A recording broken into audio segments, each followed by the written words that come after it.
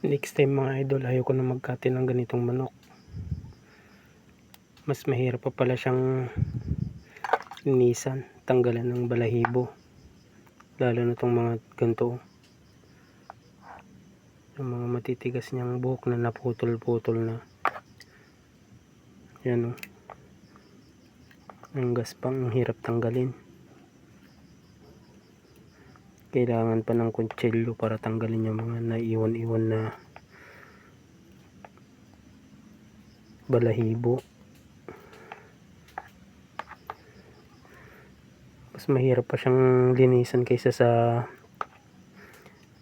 native na manok mga idol. Ano?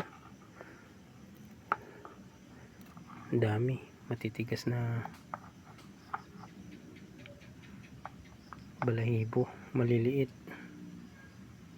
Yan.